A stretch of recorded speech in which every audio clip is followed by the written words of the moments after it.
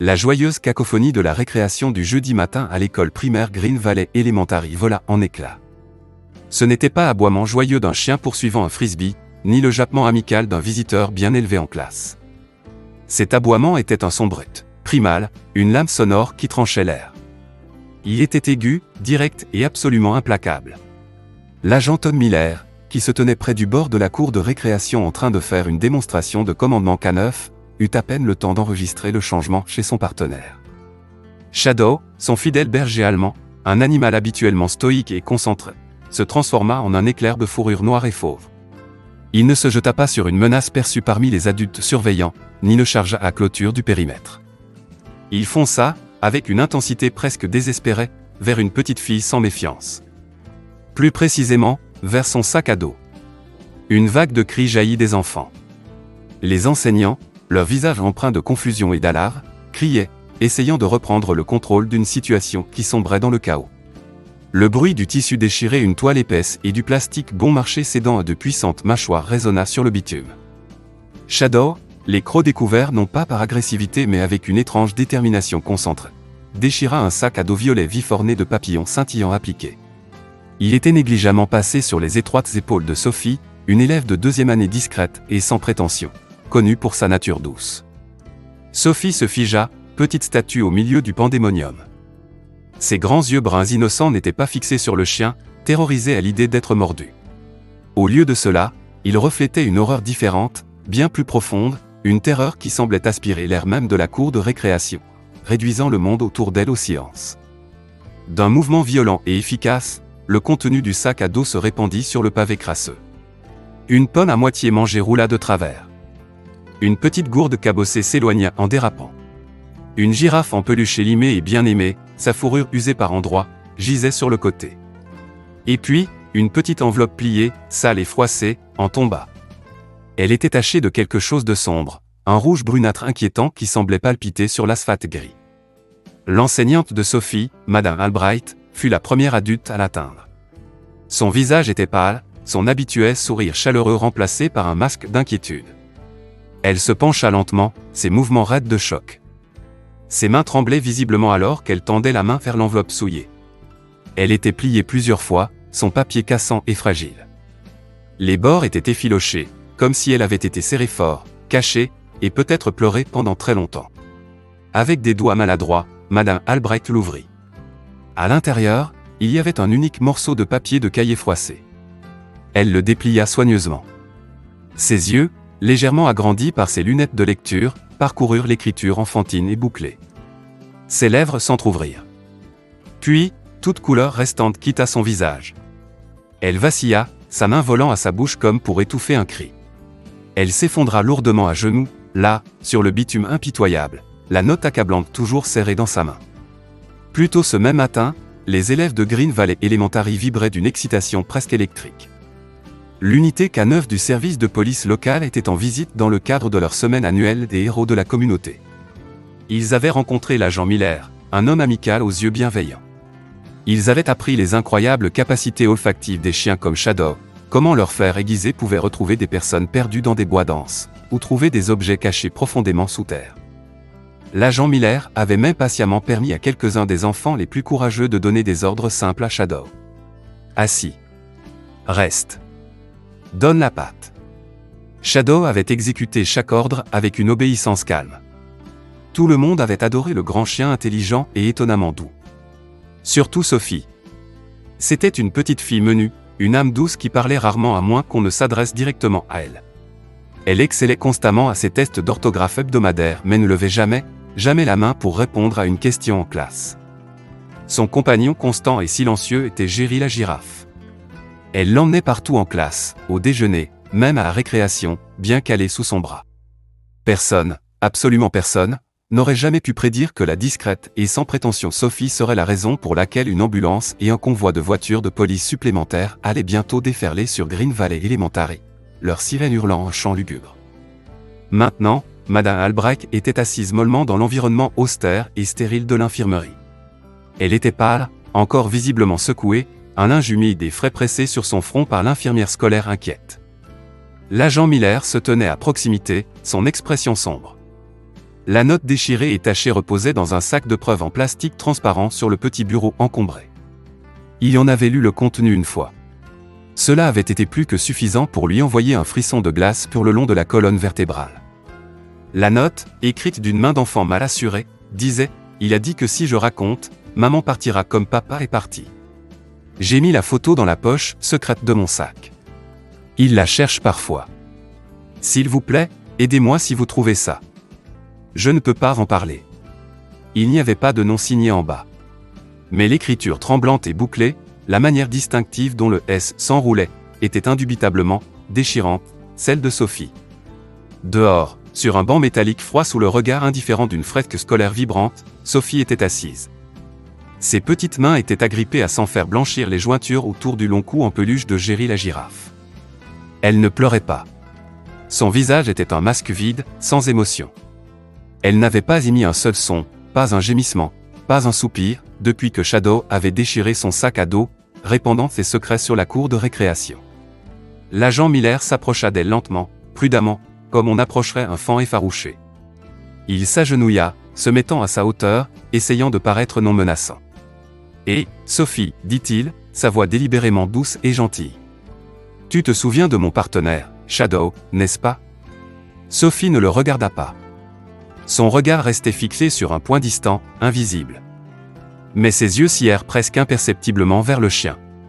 Shadow était maintenant assis calmement, patiemment, à côté de Miller, ses yeux ambrés intelligents fixés sur elle, la regardant avec une compréhension presque surnaturelle. « Il est très désolé pour ton sac à dos, ajouta Miller, tentant un faible sourire rassurant qu'il ne ressentait pas tout à fait. Sophie ne répondit pas verbalement. Elle cligna des yeux une fois. Lentement.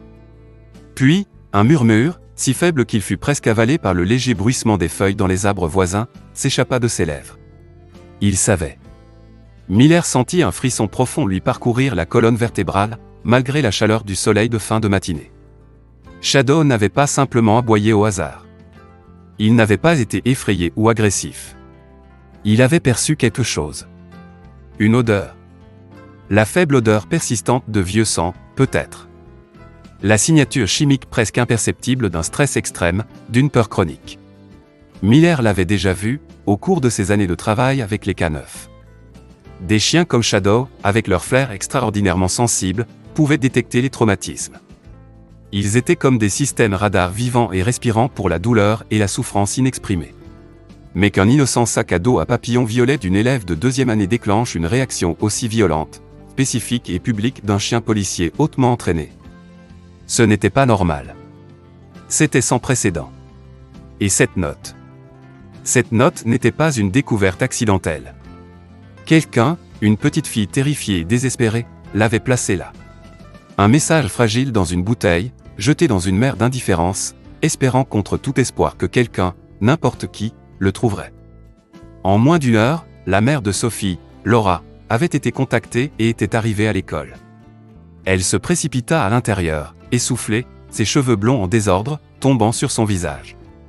Elle portait un sweatshirt universitaire usé et délavé et un jean avec un trou visible à un genou. Elle avait l'air plus harassée et dérangée que surprise ou réellement préoccupée par sa fille. « A-t-il mordu quelqu'un ? Est-ce que Sophie va bien ?» demanda Laura, ses yeux balayant le bureau du directeur, jetant à peine un coup d'œil à Sophie, qui était assise, petite et silencieuse, sur une chaise dans un coin. Les yeux de l'agent Miller se plissèrent presque imperceptiblement. Ses sonnettes d'alarme interne commencèrent à retentir. « Madame, dit-il, sa voix soigneusement neutre, c'est le sac à dos de votre fille qui a été déchiré par le chien. Pas l'inverse. » « Oh. D'accord. » Laura tenta un sourire crispé et peu convaincant qui n'atteignit pas ses yeux fatigués. Elle peut être si dramatique parfois, celle-là. Toujours à inventer des choses. Derrière elle, l'expression de Sophie resta absolument inchangée. Vide. Absente. Ses yeux, cependant, étaient fixés sur Shadow, qui avait été autorisé à entrer dans le bureau et reposait maintenant tranquillement aux pieds de Miller. Ses petits doigts agrippaient toujours Jerry la girafe comme s'il était la seule chose solide et digne de confiance dans son monde terrifiant et en ruine. Miller fit signe à Laura de s'éloigner un peu, vers l'entrée du bureau, ostensiblement pour parler en privé. À l'intérieur, la conseillère scolaire, Madame Davison, une femme au visage aimable et aux manières douces, s'assit à côté de Sophie sur la petite chaise. « Ma puce » demanda-t-elle doucement, sa voix pleine de chaleur, « y a-t-il quelque chose qui te fait peur ? Quelque chose que tu veux me dire ?» Sophie la regarda, ses grands yeux bruns fixes. Puis, lentement, avec hésitation, elle plongea la main dans la poche de sa petite veste en jean. Elle en sortit un morceau de papier plié et froissé. C'était un dessin au crayon de cire. Le dessin représentait une simple maison en forme de boîte, rendue dans des couleurs vives et joyeuses. Une petite fille avec des couettes se tenait devant. À côté d'elle se tenait un grand homme sombre, dessiné en bâton. Mais là où son visage aurait dû être, il y avait des gribouillis rouges, colériques et chaotiques, un vortex furieux de couleurs qui semblait vibrer d'une rage contenue. Sous le dessin inquiétant, imprimé en grandes lettres majuscules enfantines et inégales, se trouvaient 2 mots crus, souris. Ou sinon. Madame Davison prit doucement le papier de la main consentante de Sophie. Son cœur se serra d'une douleur soudaine et aiguë. « Qui est cet homme, Sophie » demanda-t-elle, sa voix à peine un murmure. Mais Sophie ne regardait pas la conseillère. Son regard, intense et inflexible, était fixé sur Shadow. Seulement sur Shadow. Et à ce moment précis et glaçant, le grand chien laissa échapper un grognement d'avertissement bas et grondant, un son qui semblait vibrer profondément dans sa poitrine. Ses oreilles pivotèrent, pointant directement vers la porte principale du bureau, où l'agent Miller parlait encore à voix basse avec Laura. Quelque chose n'allait vraiment, terriblement pas. Et la petite fille qui ne pouvait pas articuler sa terreur, qui ne pouvait pas trouver les mots pour exprimer son cauchemar, avait déjà dit à Shadow tout ce qu'il avait besoin de savoir. Sophie était blottie à l'arrière de la voiture de police de l'agent Miller, une petite silhouette mélancolique éclipsée par l'intérieur utilitaire. Ses genoux étaient serrés contre sa poitrine. Jerry la girafe était agrippée dans ses bras, ses yeux de bouton regardant fixement devant lui. La ceinture de sécurité la serrait inconfortablement sur le côté, mais elle ne se plaignit pas. Elle ne parla pas du tout. Madame Davison l'avait doucement aidée à monter dans la voiture, lui chuchotant des mots doux et réconfortants que Sophie ne semblait pas entendre, son esprit enfermé dans un endroit lointain et plus sûr. Shadow était assis à côté d'elle. Pas sur le sol du véhicule, où il restait habituellement pendant le transport, un K9 méticuleusement entraîné. Il était là, sur le siège, une présence chaude, solide et rassurante. L'agent Miller, jetant un coup d'œil dans son rétroviseur, ne l'avait jamais vu faire ça auparavant. Le grand berger allemand appuyait légèrement son corps puissant contre la petite silhouette tremblante de Sophie. Il ne bougeait pas. Il n'aboyait pas. Il était juste là. Un gardien fidèle. Veillant sur elle. La protégeant. L'estomac de Miller se noua d'un haut le cœur essayurant. Il avait déjà vu des enfants traumatisés. Bien trop de fois dans sa carrière. Mais ça, c'était différent. Il n'y avait pas de crise de colère hystérique, pas de flot de larmes cathartiques.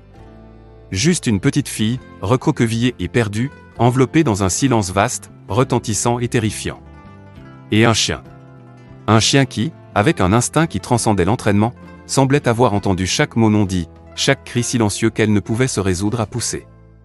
La note du sac à dos de Sophie, maintenant une pièce à conviction cruciale, avait déjà été soigneusement enregistrée et envoyée à l'analyste en écriture surchargée du département. La confirmation revint rapidement, l'écriture tremblante et bouclée correspondait sans l'ombre d'un doute à d'autres échantillons connus du travail scolaire de Sophie. C'était la sienne. Mais la question plus vaste et plus troublante demeurait. Qu'est-ce que Shadow avait exactement senti sur ce sac à dos qui avait déclenché une réaction aussi extrême et sans précédent? Quelle horreur invisible et inouïe était présente dans ce sac, outre la note elle-même, avant que son contenu ne soit si dramatiquement répandu? Quel miasme invisible, quelle odeur de mal pur, s'accrochait encore aux fibres de ses affaires, peut-être même à Sophie elle-même? Quoi que ce fût, c'était assez puissant, assez ignoble, pour faire qu'un des K9 les plus chevronnés et impeccablement entraînés de tout le comté enfreigne le protocole de manière aussi radicale, aussi publique. Cela n'arrivait tout simplement pas. Pas sans une raison profonde et terrifiante. Miller serra plus fort le volant, ses jointures blanchissant. Il avait emprunté cette route familière vers le centre de protection de l'enfance du comté une centaine de fois au fil des ans.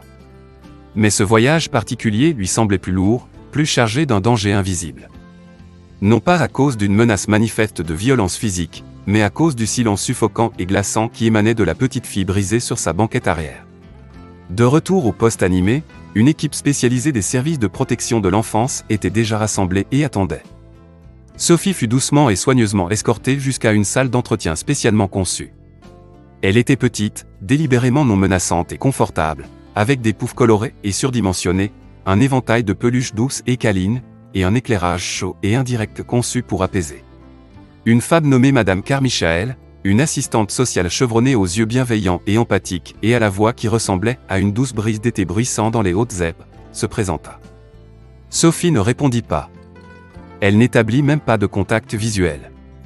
Madame Carmichael, expérimentée dans ces situations déchirantes, n'insista pas. Elle tendit simplement à Sophie un livre de coloriage flambant neuf rempli d'images d'animaux sympathiques et une grande boîte de crayons de cire aux couleurs vives. Puis elle s'assit à proximité, sur un autre pouf, laissant le simple acte répétitif de colorier, le glissement doux de la cire sur le papier, parler pour le moment.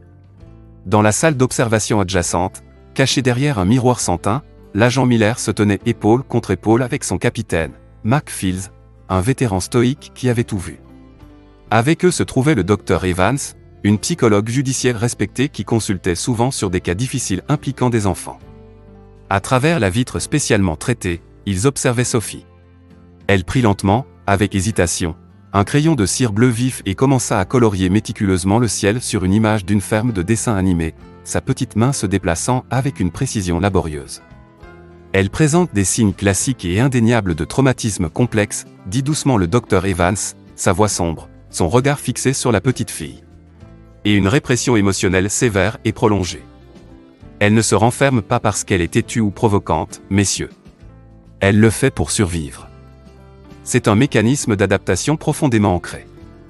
Miller croisa fermement les bras sur sa poitrine, un nœud de colère et de frustration se formant dans son estomac. Y a-t-il une possibilité, une chance quelconque, qu'elle ait simplement inventé la note?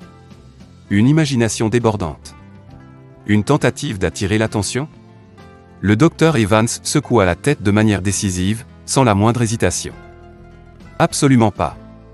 Le vocabulaire, la structure des phrases, le ton émotionnel, tout correspond parfaitement à un enfant de son âge. Mais les schémas spécifiques, le choix des mots effroyablement précis. Il ferait partir maman comme papa est parti. Cette phrase, capitaine, agent, n'est pas quelque chose qu'un enfant de 7 ans invente de toutes pièces. C'est une peur apprise. C'est une menace répétée et terrifiante qui lui a été inculquée. Et qu'en est-il du dessin au crayon, demanda le capitaine Fields, sa voix bourrue, bien que ses yeux trahissent une lueur de compassion. Celui que Madame Davison a trouvé? Celui avec le visage gribouillé. Le docteur Evans tapota le rapport complet sur le presse-papier qu'elle tenait. Les gribouillis rouges violents et colériques oblitérant le visage de l'homme, associé à l'ordre forcé, sourit. Ou sinon. C'est un exemple classique et déchirant de ce que nous appelons un comportement de masquage. Un enfant traumatisé essayant désespérément d'obéir à un ordre terrifiant, même par procuration, à travers son article.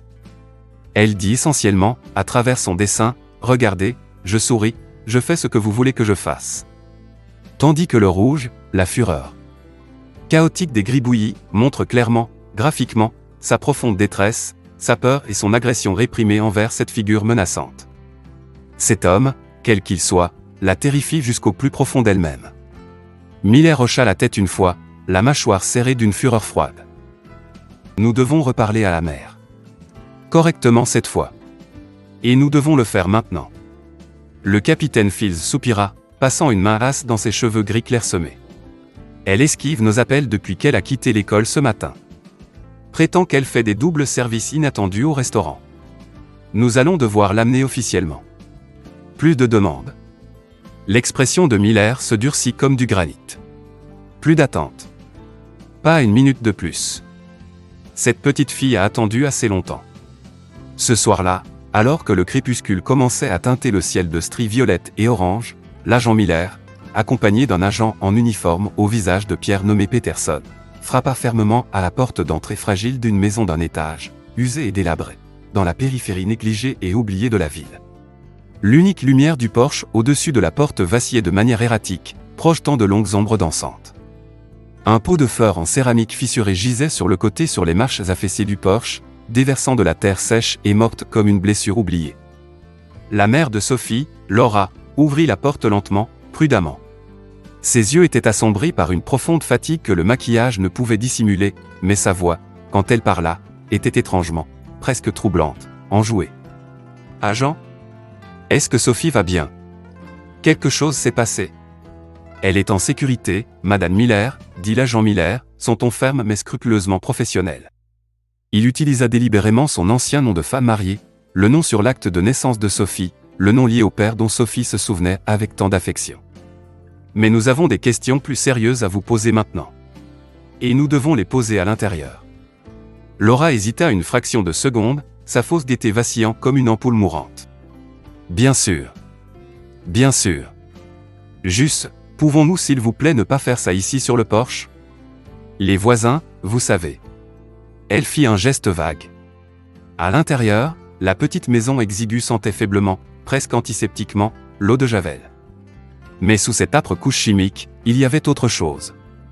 Une faible odeur métallique, cuivrée, presque imperceptible dans l'air. Une odeur que Miller associait à du vieux sang. Le minuscule salon était meublé de façon sommaire mais obsessionnellement, anormalement propre. Presque stérile. Aucun jouet d'enfant n'était visible. Pas de livres éparpillés ni de crayons de cire. Aucune photo de famille n'ornait les murs ou les tables. Juste un canapé usé et délavé, une grande télévision à écran vide et des stores bon marché qui étaient tirés trop serrés, bloquant la lumière du jour déclinante et tout regard indiscret. Les yeux expérimentés de Miller parcoururent la pièce, son entraînement prenant le dessus, notant des détails subtils, presque invisibles. L'un des coussins du canapé était retourné, son motif floral délavé ne correspondant pas tout à fait aux autres. Le tapis bon marché et élimé près de la plinthe, partiellement caché par une petite table d'appoint bancal, avait une étrange tache sombre, presque graisseuse, comme si quelque chose y avait été renversé ou traîné à plusieurs reprises.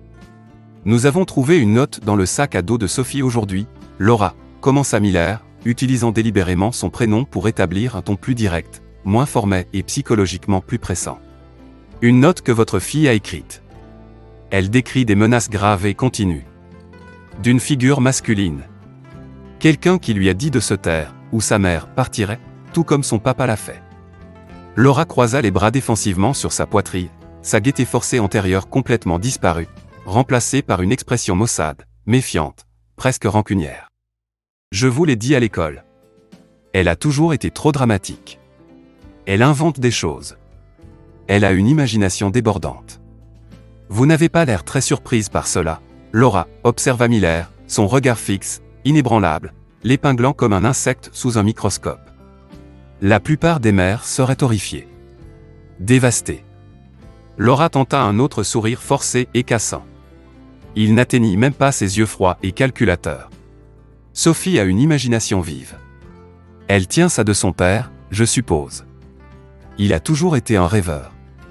Et où est son père maintenant, Laura ? Où est David Thorne ? Pressa Miller, sa voix se durcissant. Le sourire cassant de Laura s'effaça finalement complètement, s'effritant comme des feuilles sèches. « Il est parti, dit-elle sèchement. Nous a quittés. Il y a des années. Juste, disparu. Y a-t-il eu quelqu'un d'autre vivant dans cette maison avec vous et Sophie récemment, Laura ? Un petit ami ? Un parent masculin, peut-être ? » Elle hésita de nouveau, pendant une seconde cruciale et révélatrice, ses yeux se déplaçant nerveusement, presque involontairement, vers le couloir sombre et étroit qui menait à l'arrière de la petite maison. « Non, dit-elle finalement. Personne. Juste moi et Sophie. » Derrière elle, des profondeurs de la maison, quelque chose craqua. Une lame de plancher gémissant sous un poids soudain. Ce n'était pas un son fort, mais dans le silence tendu et chargé de la petite pièce stérile, c'était aussi indubitable qu'un coup de feu. Assez pour focaliser l'attention déjà aiguisée de Miller. « Y a-t-il quelqu'un d'autre ici dans la maison avec vous en ce moment, Laura ?» demanda-t-il, sa voix baissant, devenant calme, froide et chargée d'acier. Le visage de Laura devint complètement froid, ses yeux se durcissant en éclats de glace. « Non, dit-elle, trop vite, trop sèchement, sa voix soudainement stridente. Il n'y a personne d'autre ici. » Miller fit un pas délibéré et mesuré en avant, dans son espace personnel. « Madame, pour la sécurité de Sophie, et sur la base des preuves que nous avons trouvées, nous allons devoir vérifier l'ensemble des lieux. Maintenant. » « Vous n'avez pas de mandat, rétorqua-t-elle, une note de défi désespéré, ou peut-être de peur pure et simple, se glissant dans sa voix. Alors nous en obtiendrons un, déclara Miller calmement, sa voix inébranlable. Ça ne prendra pas longtemps. Mais vous devriez comprendre quelque chose très clairement, Laura. S'il y a quelqu'un dans cette maison qui a fait du mal à cette petite fille, qui l'a terrorisée jusqu'à ce silence déchirant, mon chien le sait déjà. Il marqua une pause, laissant ses mots peser lourdement dans l'air vicié, laissant leur pleine implication s'installer. Shadow l'a senti sur son sac à dos ce matin. Il a senti la peur. Il a senti la douleur. Il l'a senti lui. C'est alors que la porte arrière de la maison claqua avec un grand bruit retentissant, le son résonnant dans le silence tendu. Miller et l'agent Peterson traversèrent la petite cuisine encombrée en un éclair.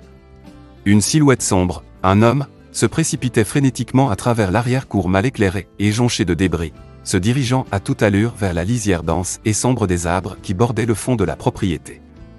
Laura cria quelque chose d'incohérent, un son de panique pure, derrière eux, mais Miller ne s'arrêta pas, ne jeta même pas un regard en arrière.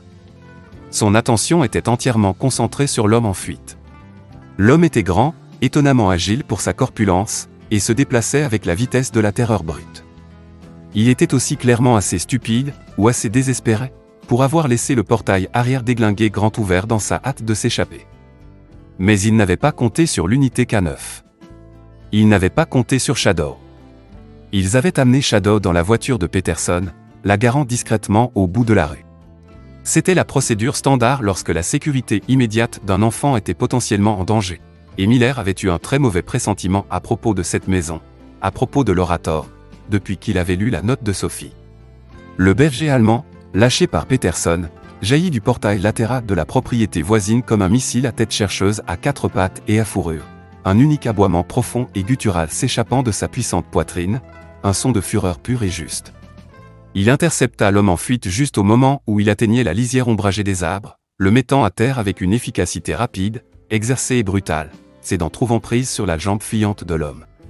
Au moment où l'agent Miller les atteignit, respirant difficilement, sa propre adrénaline pompant, l'homme était sur le ventre dans la terre et les feuilles en décomposition, les bras coincés maladroitement sous lui, hurlant de douleur et de terreur.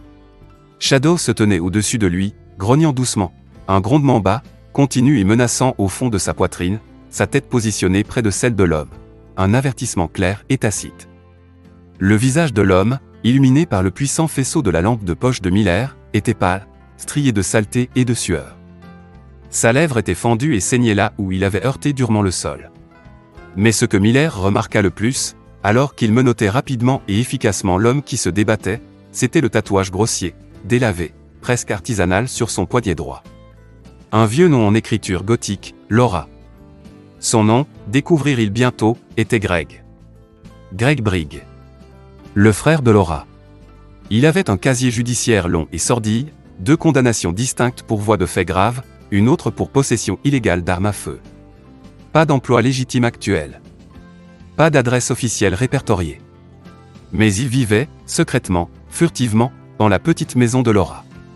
Dormant dans le sous-sol exigu, humide et sans fenêtre. Sophie ne l'avait jamais mentionné. Pas une seule fois. Parce qu'il lui avait dit, à plusieurs reprises, graphiquement et de manière terrifiante, ce qui lui arriverait, ainsi qu'à sa mère, si jamais elle le faisait. Lorsqu'ils amenèrent Laura Thorne au poste pour un interrogatoire formel et enregistré, loin de son frère, loin des confins claustrophobes de cette maison des horreurs, elle craqua en moins d'une heure. Le barrage soigneusement construit de déni, de peur et de complicité céda finalement, irrévocablement. Il m'a dit, sanglota-t-elle, le visage enfoui dans ses mains tremblantes, sa façade soigneusement construite s'effondrant en poussière. Il m'a dit que si jamais je disais quelque chose à quelqu'un, si jamais j'essayais d'obtenir de l'aide pour Sophie, ou pour moi-même, il lui ferait du mal. Il ferait très mal à Sophie. Et puis il me ferait regarder. Je l'ai cru. Oh mon Dieu, je l'ai cru. J'avais tellement peur. La voix de l'agent Miller, quand il parla enfin, était froide, plate et totalement dépourvue de sympathie. Vous auriez dû avoir bien plus peur, Madame Thorne, de ce que votre silence, votre complicité, faisait à votre propre fille. De retour au centre de protection de l'enfance, lumineux et accueillant, Sophie était assise avec son aimable assistante sociale, Madame Carmichael, en train de colorier à nouveau. Cette fois, elle dessinait méticuleusement une image de Shadow. Elle lui avait fait un grand sourire de chien joyeux, presque niais, sa longue langue rose pendant joyeusement, sa queue touffu remuant si furieusement que c'en était presque un flou. À côté de lui, elle avait dessiné une petite silhouette en bâton souriante avec des couettes guillerettes et une robe bleu vif. Sous son dessin vibrant et plein d'espoir, elle avait imprimé en grandes lettres majuscules inégales mais déterminées, moi plus Shadow égale en sécurité. Le docteur Evans, qui avait observé la séance à travers le miroir sans teint, se pencha par-dessus l'épaule de l'agent Miller pour mieux voir le dessin affiché sur un moniteur voisin. Un sourire rare et doux effleura ses lèvres. Elle commence à former un attachement sécurisé, dit-elle doucement, sa voix remplie d'un espoir tranquille. Elle commence à faire à nouveau confiance. C'est là, agent Miller, que la véritable et profonde guérison commence vraiment. Miller hocha la tête, une boule se formant dans sa gorge, ses yeux étrangement brillants. Elle n'avait pas besoin d'une voix après tout, dit-il doucement, plus pour lui-même que pour la psychologue et son capitaine assemblé. Elle avait juste besoin d'un chien. Un chien qui en avait une assez forte pour eux tous. À la fin de cette longue et épuisante semaine, Greg Brigg était solidement derrière les barreaux, faisant face à une série de graves accusations criminelles, notamment voies de faits graves, maltraitance d'enfants et séquestration. Laura Thorne fut également inculpée de mise en danger d'enfants crimes, d'obstruction à la justice et de complicité criminelle d'abus continu. Sophie fut placée en foyer d'accueil thérapeutique d'urgence spécialisé chez une mère d'accueil gentille et expérimentée nommée Emily Bellette. Et Shadow ? Shadow devait officiellement recevoir une citation élogieuse du département, un honneur rare. Pas pour une saisie de drogue spectaculaire. Pas pour avoir courageusement pisté un dangereux fugitif armé sur un terrain dangereux. Mais pour avoir écouté. Pour avoir écouté, avec un cœur inébranlable et une âme incorruptible, une petite fille dont personne d'autre dans son monde triste et terrifiant n'avait réussi à entendre les cris silencieux et désespérés. Dans le parking ensoleillé de l'agence de placement familial, après une brève visite douce et soigneusement supervisée quelques jours plus tard, Sophie courut vers l'agent Miller, son petit visage illuminé d'un espoir hésitant et fragile. Elle tenait Jerry la girafe, arborant maintenant une oreille fraîchement recousue, dans une main. Dans l'autre, elle serrait une laisse de chien en nylon tressé, rouge vif et toute neuve. « Est-ce que Shadow peut venir à ma fête d'anniversaire » demanda-t-elle, sa voix petite mais étonnamment claire, ses yeux brillants. « C'est le mois prochain. J'aurai 8 ans. » Miller sourit, un sourire sincère, chaleureux, paternel cette fois, un sourire qui atteignit le fond de ses yeux fatigués. « Je pense, dit-il, la voix étranglée par l'émotion, que nous pouvons certainement arranger ça, Sophie Rowe. » Alors que Shadow trottait vers elle, lui donnant un léger coup de museau humide sur sa main tendue, Sophie se pencha près de sa grosse tête poilue et intelligente. Elle lui chuchota quelque chose de doux et secret, quelque chose que lui seul, avec son ouïe fine et son cœur encore plus fin, pouvait déchiffrer. Le grand chien lui lécha doucement la joue, puis s'assit solidement à côté d'elle, regardant l'agent Miller avec des yeux sages, anciens, pleins de savoir. Quoi qu'elle ait dit, quel que soit le secret fragile qu'elle avait choisi de partager, il avait déjà compris.